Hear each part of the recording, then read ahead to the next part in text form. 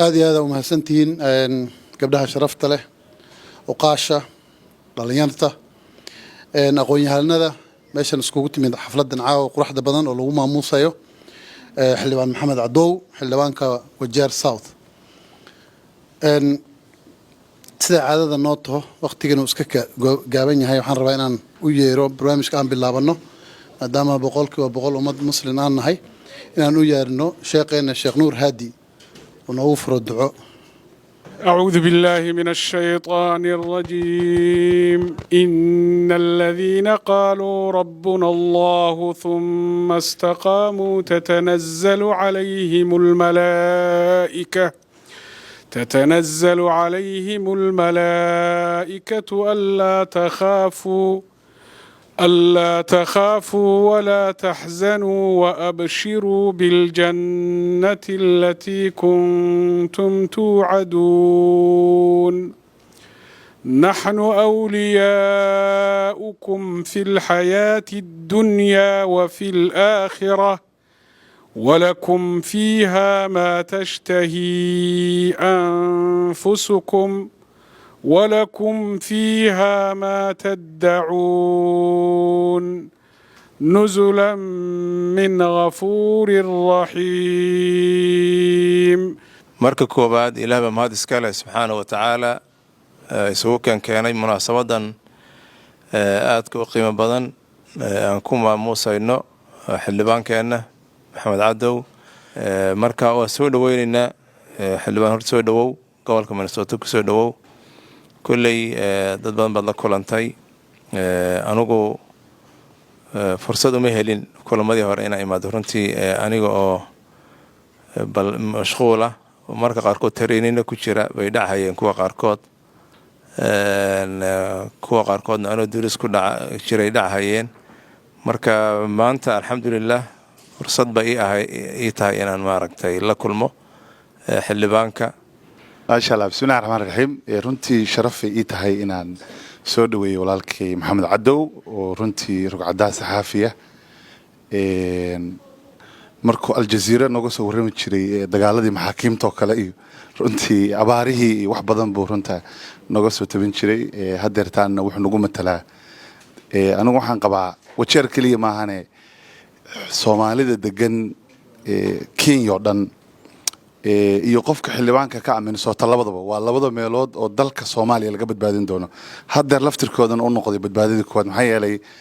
dhibaatadu dalka markii gaartay meelaha ugu badan oo dadku ku badbaadeen oo ganacsi ku haystaan oo marka runtii waa madaxweyne Soomaaliyeed oo kale ninka ama Minnesota ka ah ama Nairobi ka labadaba wuxuu la mid yahay taas oo kale marka Maxamed Cadow runtii waa ku faraxsanahay inaan kugu soo dhaweeyo maanta waa maalin shaqo runtii dad badan baa naga maqan laakiin waxay u dhigantaa intaan joogta Minnesota dhan maxay yeelay waa maalin shaqo talaada waliba marka waa ku khasbanay wax kastaan lahayn inaan dib u dhigno aad baan ugu faraxsanahay xildhibaan ku soo dhawo magaaladaadii insha Allah guul iyo gobonimo ku rajaynaa salaamu calaykum marka hore xildhibaanka iyo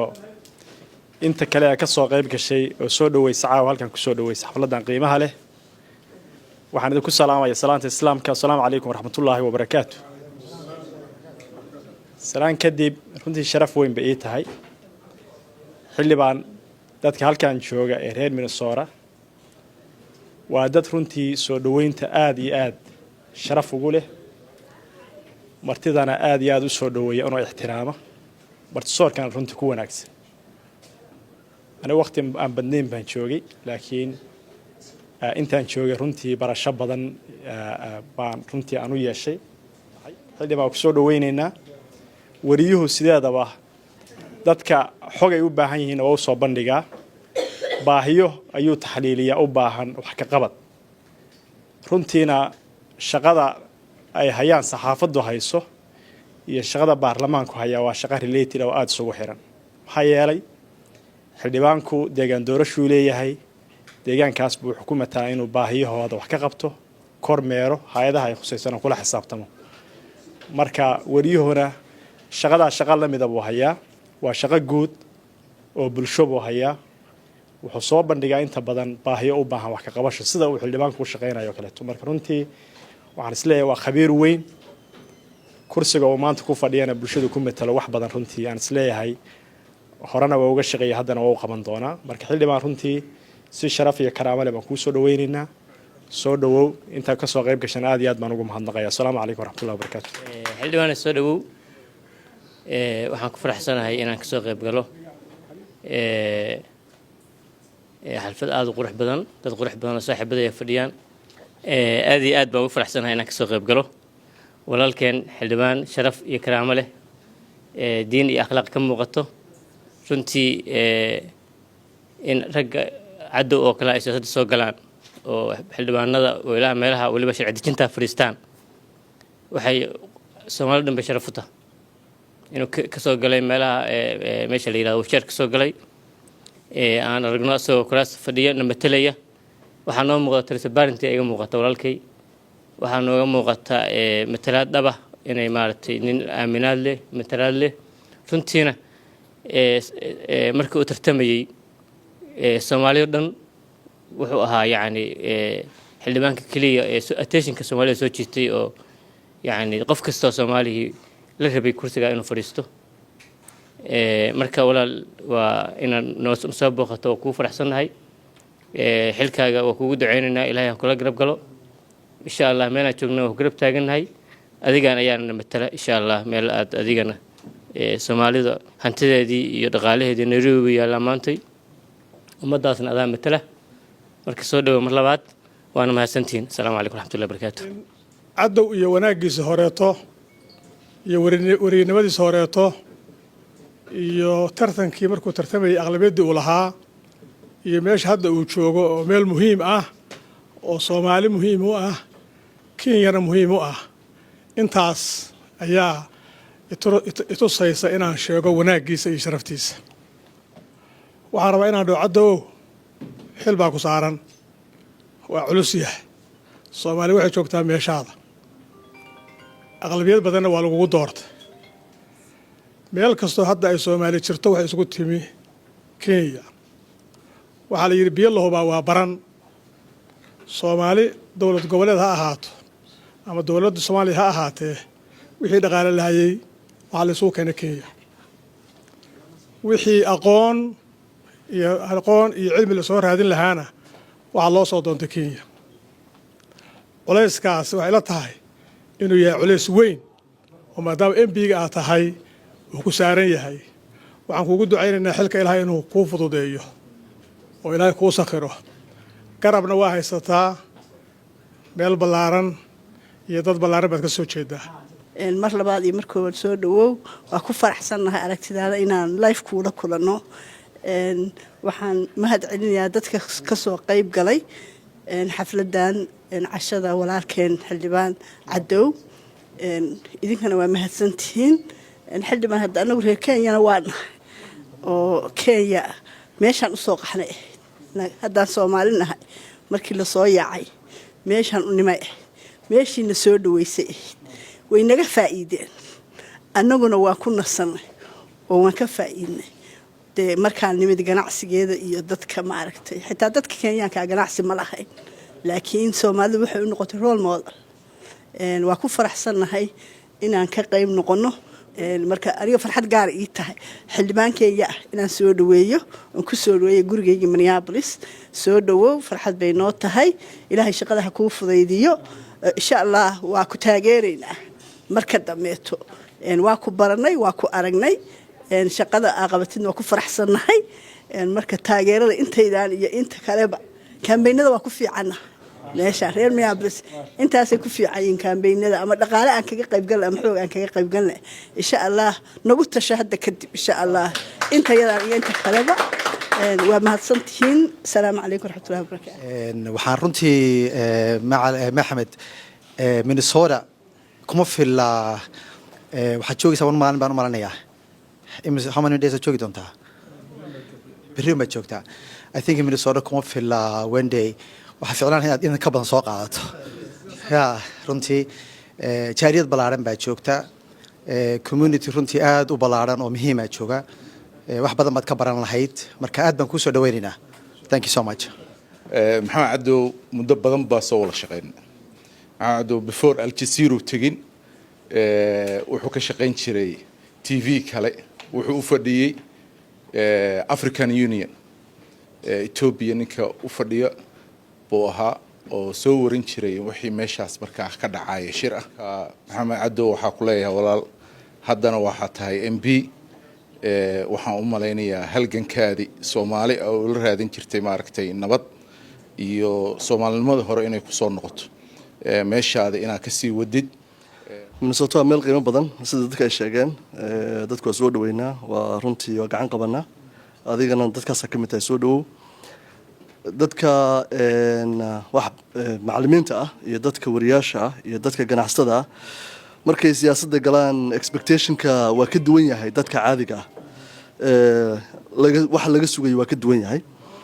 maxaa yeelay dadkaasi waxay fahamsan yihiin dhibaatada dadka shacabka ah ay macnaha loo doortay fahamsan yihiin marka adiga expectationka laga qabo uu ka duwan yahay ay hope insha Allah inuu Ilaahay ku waafajiyo inaad wax badan qabato meeshaad ka timidna waa baahi badan ay ka jirto dadkan hadda ku taagan ee ordaya ee meel kasta kugu soo dhaweynaya waxay soo dhaweynayaan maaha adiga kursiga ku fadhido kursigaas qiimeynayaan adiga markaad kursiga ka degto waxa lagu qiimeyn doonaa ama lagu soo dhaweyn doonaa waxa aad qabatay dadka waxaad u qabatay legacy-gaaga iyo waxaad ka tagto bay dadka markaas kugu istaagi doonaan ama markay ku arkaan ay ka leexan doonaan marka insha Allah Ilaahay ha ku waafajiyo inaad wax qabato aqoonteeda waa leedahay timekeedina waa joogtaa meesheedina waa laga soo doortay marka Ilaahay ha ku waafajiyo anaguna garab taagna insha Allah anigana sida ugu faraxsantiin baan runtii ugu faraxsanahay inaan ka soo qayb galo xafladan sharafta badan runtii ay isku yimaadeen dad kooban laakiin labeentii magaalada baa maanta caawa halkaan fadhida aad baan ugu faraxsanahay inaan nagu soo booqato magaaladan aniga waxaan u maleynayaa hal mar baan Nairobi ku kulana briefly Kenya iyo Soomaaliya interchangeably waxa isticmaalaa markaan dalka u socono waxaan iraahnaa Kenya anaga u soconaa waxaan iraahnaa dalkii baan u soconaa oo Kenya hadda waxay noqotay dalkeeni marka adigoo matala wadan aan darisnahay haddana dad walaala ah oo maaragtay ii sheeg wada dhashay wada degan wada ganacsada baan nahay wallahi aad baad u mahadsantiin hal bar waa inaan faro waxa meesha fadhiya maanta kulli meesha waa ganacsiyaal Soomaali baa laga hadlay Kenya baa laga hadlay aan xagga Soomaali baan u yar gudbay waxa waaye horta maanta Soomaali waxa ka jiro waa ka warqabteen kulligin waa the only place adduunka NATO 36 seaports qabto from Lamu to Suez Canal waana soconaynaa waa wareejinaynaa mid kalena way noo soo hooyatay mid kale noo soo hooyatay waxa waaye maanta every graduation aad u kacdo anywhere Uganda aad Tanzania aad Maraykan imaaw Kenya la fahada tag 60% of the graduates are Somali so waxa waaye inaan arrimahaas ayaga aan fiirino dib aan iskugu noqono boundaryna ma lihin hadda xuduud dadka kale Soomaaliland xuduud ma lihin marka intaas aan ku soo gabagabeeyay waqti salaada la jooga aad baad u mahadsantiin السلام عليكم ورحمة الله وبركاته. marka aad baan kuu soo dhaweynayaa xildhibaan Caddow sharaf bay noo tahay inaan kulanno oo maaragtay casho sharaftaan waa ka mahadcelinayaa dadkii noo soo qaban qaabiyay sida quruxda badan leh madal yar oo kooban haddana aad looga soo shaqeeyay dadkii magaalada liidka ka ahaana ay ku kulansan yihiin sharaf gaar ah aniga ii tahay anaga hadda reer Minnesota haddaan nahay dhaqan ahaan tradition bay noo tahay inaan maaragtay dadka martida ah maamuusno soo dhaweyno aad baan kuu soo dhaweynaynaa aad bay sharaf noogu tahay waana ka mahadcelinayaa casuumaadda ugu casuunteen ugu sharafteen anagana aad baan mahadsantiin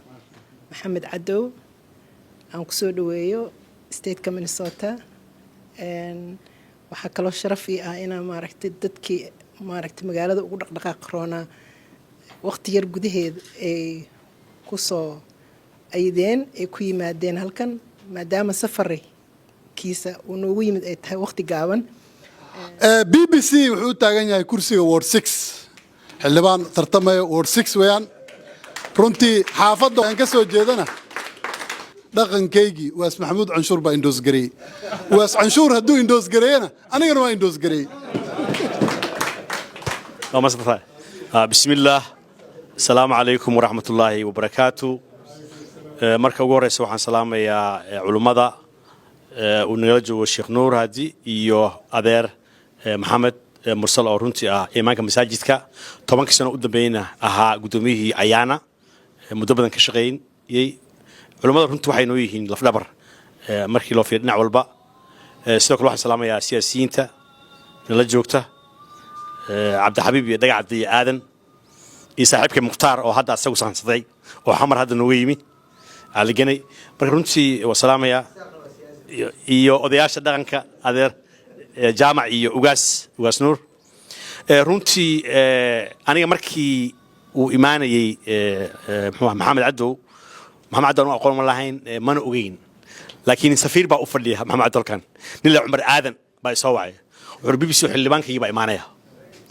هاي الديار بنا مركز رنتي محمد سودو عدو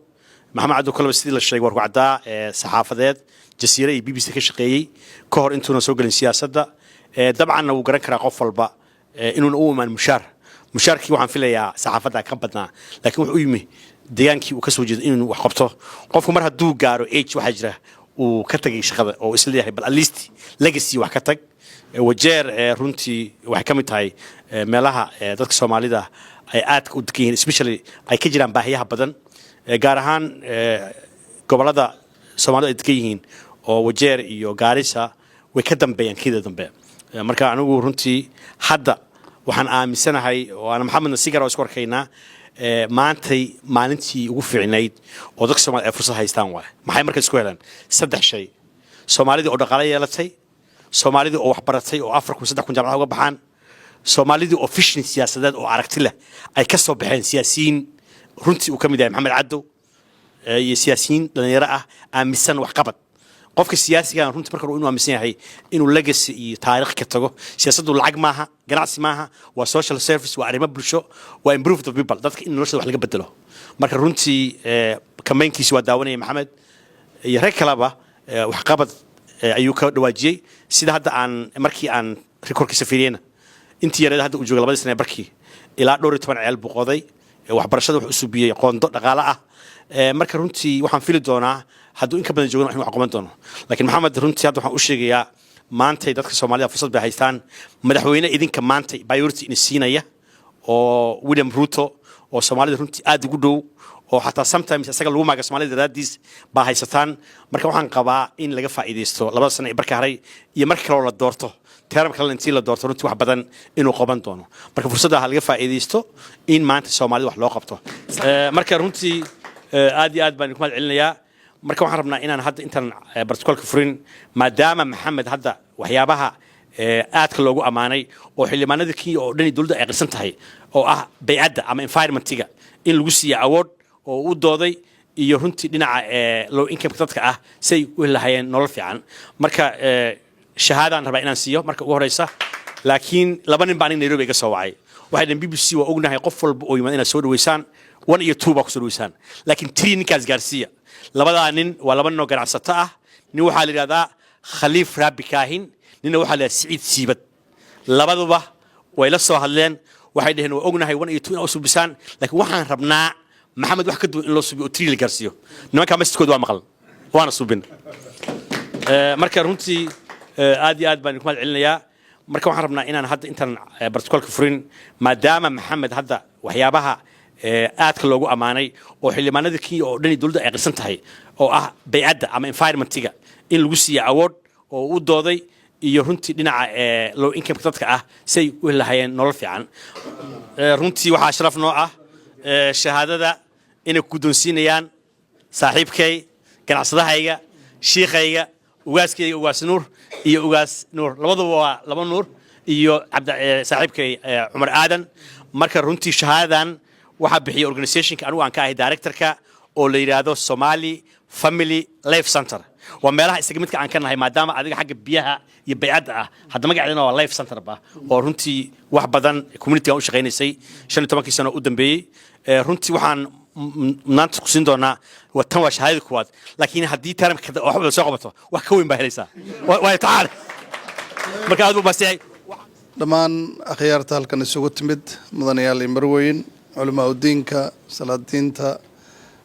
ganacsatada adarka jaamaca oo marti sideedoo kale ah inkastoo uu dhowr bilood iga soo horeeyay جزاكم الله خير السلام عليكم ورحمة الله وبركاته جزاكم الله خير إلهي حسابتينا ميزانك حسناتك هاكو قبو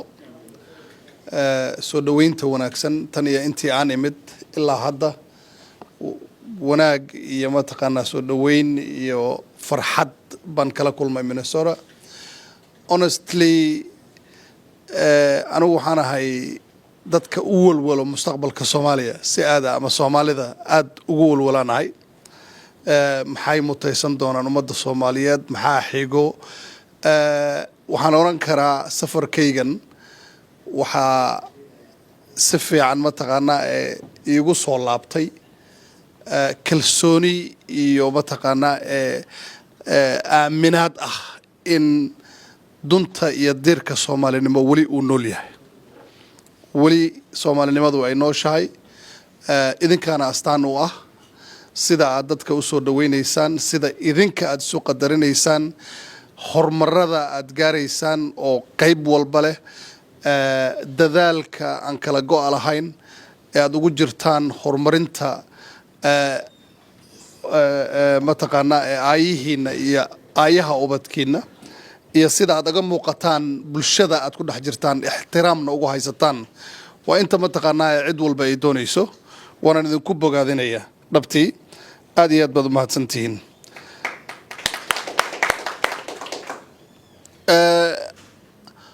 aniga waxa weeyaan mas'uuliyad gaar ah ay saaran yani mas'uul aan Wajeer South kaliya u ahay maaha waxaan leeyahay experience ama ma taqaanaa khibrad aan ku tagay guud ahaanba deegaanada ay Soomaali degto yani tuulooyin mooyaane meel gobol aanan tegin gobolada ay Soomaalidu degto shanta Soomaaliyeed malaha meel walba cagtaan saaray marka waxaan aaminsanahay in si gaar ah mas'uuliyad ay iga saaran tahay adkaynta iyo xoojinta Soomaalinimadu aad iyo aad baan ma taqaanaa confidence-kaygii ama kalsoonidii aan u qabay in ay suurtagal tahay dad hamile dad ma taqaanaa ka fikiraya ayatinka iyo ma taqaanaa mustaqbalka Soomaaliyeed ay weli jiraan idinka astaan u ah aad iyo aad baan ma taqaanaa idinkugu bogaadinaya maqribkii baan nahayo wixii aan dhihi rabo dhan waa inaan soo koobo laakiin waxaan rabaa inaan arinta Kenya ka hadlo sidoo walaalkay sheegay dhulkii bay ka mid noqotay Kenya maaha Kenya waa dhul Soomaaliyeed Kenya waa dhul Soomaaliyeed maxaa yeelay dhul aan ku nimid hayaan ma aha Soomaalidu hayaan kuma iman dhul Soomaaliyeed oo ab ka soo gaar ah oo dhaxal awoowa ah baan ku leenahay Kenya oo qariidada Kenya ka mid ah uma tiro badan oo malaayiin ahna waan ku leenahay dhaqaalahana qayb lixaad lahan ka nahay ama hormuud baan ka nahay waxa yare dhacaya ee ma taqaanaa ee Soomaalidu lagu ereeryanaya horta wax laga sii walwala ma aha dhabtii Kenya waa wadan dimuqraadi ah maxkamadihii ma taqaanaa ay way nool yihiin si ma taqaanaa wanaagsanna way u shaqeeyaan sharci dejintii si wanaagsan bay u shaqeeyaan fulintii iyo ma taqaanaa executive-kii si wanaagsan bay u shaqeeyaan waxaana maanta ilaahay aan ma taqaanaa uga mahadcelinaynaa in dawlad uu hogaaminayo madaxweyne Soomaalidu jecel uu halkaa joogo 120 Soomaali ah ba maanta shirkadaha sida gaarka ay dawladdu u leedahay iyo boorarka ama chairman ka ah ama director ka waa 120 taariikhda ma dhicin wasaaradda arrimaha dibadda waan qabanay laakiin wasaaradda caafimaadka waa ministrieska maanta waan haynaa sirdoonkii baan gacanta ku haynaa dambi baaristii baan haynaa yacni jagooyin aanan weligeed xataa yacni aanan ku taamin baan maanta haynaa waxa wado nacaybkana ha u qaadanina inay ummadda ama qowmiyadda kenyaanka ay yihiin waa dad ka xun horumarka ummadda Soomaaliyeed ay ka sameynaysa dhaqaalaha waddanka Kenya oo isticmaalaya media waa dad shakhsiyaada oo narrative sameynaya Soomaalidu ay rabaan inay cadaawad ugu sameeyaan taa iyada ahna ka hortageeda gacantaan ku haynaa waxaanan aaminsanahay media ay adeegsadeen mediahiisa kale oo in la adeegsanayo oo mataqaanaa narrative-ka ay rabaan in ay dadka ku baahiyaan mar kale iyaga xaggooda la aadinayo Soomaalida Kenya iyo Soomaalida mataqaanaa guud ahaanba Kenya kama maaranto wadamada Afrika foreign direct investment iyo investment in business qarashaad tira badan bay ku bixiyaan waaxiyo idil bay dawladdu ku bixisaa annaga sida u hayna dhaqaalaha Kenya waan ku naaloonaynaa mar aan mataqaanaa arinta iyada ah ka gaabsanaynana malaha Kenya waa dhulkeenni waa waddankeenni waan maalgashanaynaa cid aan marti ugu nahayna malaha cid aan uga baqaynana malaha ummadeenna marka waxa la gudban waxa weeyaan in ganacsatada iyo siyaasiyiinta ay wada shaqeeyaan aan gorfayno wadadii la mari lahaa muddo dheer oo soo socota sidii aan ku wada socon lahayn ururadeenna ganacsina ay noqdaan kuwo ka turjumaya xaaladda aan ku jirno iyo caqabadaha in haysto noqdaanna kuwo mataqaanaa ka turjumaya in qarniga 21aad aan ku jirno oo si wanaagsan oo professional ah loo maareeyo hadaf dheer iyo mataqaanaa higsi dheerna uu yahay waxa aan mataqaanaa ku soconno oo ku duulayno haddii inta aan samayno media-hana uu noqdo media annaga aan leenahay oo u waramaya ummadda Kenya amaba xitaa iyadoo la adeegsanaya media-ha hadda jiro in narrative-kaas lagu sameeyo mataqaanaa reversal wax badan baa inoo qabsoomi kara annaga waan wada hadli haynaa ka madax ahaan mas'uuliyadana saaran waxa weeyaan inaan difaacno cirdiga iyo xoolaha iyo sharafta ummadda Soomaaliyeed ee waddanka Kenya ku dhaqan oo muwaadiniin wanaagsan oo waddankoodana jecel ah mataqaanaa xoolahoodana aan ilaalino taasaan u taagannahay walaalayaal waqti yar baan soo qaatay New York baan safar ku imid bay ahayd safarkan safaraan ugu soo talagalay Minnesota ma ahayn New York baan safar ku imid markaas waxaan iri bal amad ummadii iyo dadkii soo salaantay dad badan oo reer Wajeer Southna way joogaan sida professorka iyo Umar Aadan iyo waa badan yihiin Idris iyo laba Idris actually iyo kuwa kale oo tiro badan oo maalmahanba iyaga laftooda aan ku mashquulin hadda lafteeda Sound Cloud baan ka imaanay iyagoo badan baan soo booqanay jazakumullah khair sidaad ii soo dhaweysan insha Allah ta'ala Nairobi cidii imaanaysana you have a home you have a representative you have an MP no soo dhawaada assalamu alaykum wa rahmatullahi wa barakatuh xildhibaanku salaamahay kulligiin waa salaamantiin waxa waaye horta aad baad u mahadsantihiin